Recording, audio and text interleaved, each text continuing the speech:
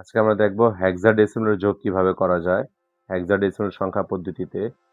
তো হেক্সাডেসিমাল সংখ্যা পদ্ধতির আমরা জানি ভিত্তি হলো 16। যোগের সময় অবশ্য এই ভিত্তিটাকে ভালো করে মনে রাখতে হবে যে আমাদের ভিত্তি 16 ছিল। কেন? এই ভিত্তির উপর ডিপেন্ড করে আমাদের ফলাফল তৈরি হবে। তো হেক্সাডেসিমাল যোগের নিয়ম হলো ফলাফল যদি ভিত্তির সমান হয়, যদি 16 সমান ফলাফল 16 হয় তখন তা লেখা যাবে না, বা ফলাফল যদি ভিত্তির বেশি হয়, যেমন আমার এখানে একটা রেজাল্ট বের হলো আর এটা অবশ্যই আমার দেখা গেল 16 থেকে বেশি, গ্রেটার দেন, মানে 16 চাইতে যদি বেশি রেজাল্ট বের হয় তখন আমি তা লিখতে পারবো না। কন্ডিশন দুইটা, ফলাফল ভিত্তির সমান হলে লেখা যাবে না, আর ফলাফল যদি ভিত্তির বেশি হয় তখনও তা লেখা যাবে না। যখনই ফলাফলের চাইতে ভিত্তির চাইতে ছোট ফলাফল হবে তখনই সেটা শুধু অ্যাকসেপ্টেবল, ওইটা শুধু লিখবো, আর সমান হলেও লিখবো না, বেশি হলেও লিখবো না। একটা উদাহরণের মাধ্যমে বুঝাই। আমি যদি এখন লিখি A3F যোগ BC, আমরা জানি হেক্সাডেসিমেলের মানগুলো আগে সাইডে লিখে নিই আপনাদের জন্য সুবিধা হবে। A মানে 10, B মানে 11, C মানে 12, D মানে 13, E মানে 14, আর F মানে আমরা জানি 15। তাহলে এখানে F ছিল 15, এখানে C ছিল 12। তারপর নর্মাল নিয়মে যোগ করব। 15-র সাথে যদি 12 যোগ করি তার ফলাফল হবে 27। এই যে একটা ফলাফল, এটা অবশ্যই আমার 16-র চাইতে বেশি হয়ে গেল।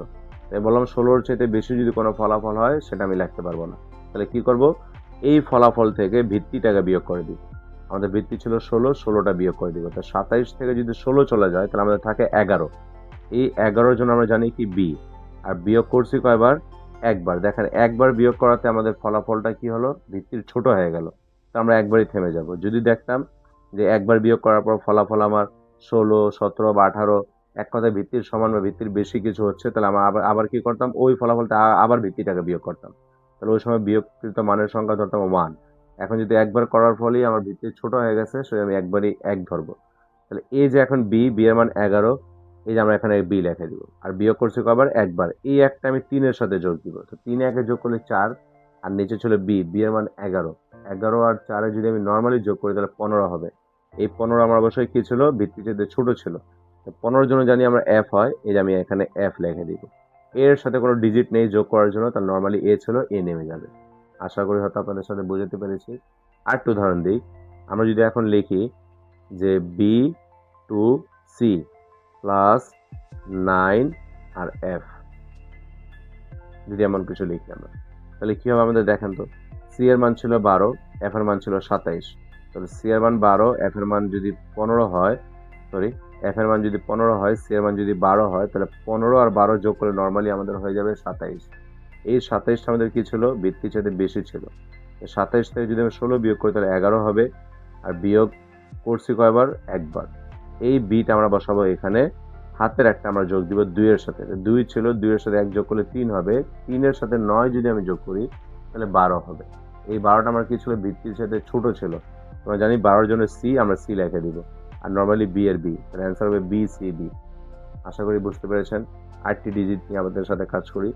975 যোগ ডিই, হেক্সাডেসিমাল যোগ দিল আমাদের। আমরা কি বলবো? নর্মালি আগে ফাইন্ড আউট করবো ই এর মান কত। ই এর মান হলো আমাদের 14।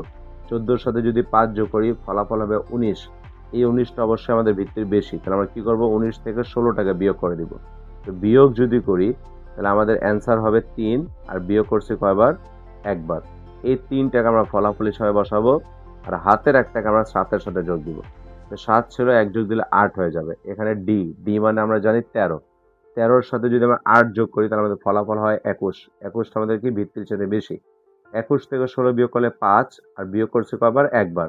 এই 5টাকে আমরা ফলাফল হিসাবে বসাই দিব, আর 1টাকে 9-এর সাথে যোগ দিব। তো 9 ছিল, আর 1 যোগ করলে 10 হবে। 10-এর মানে আমরা জানি এ, এই যে লিখে দিব।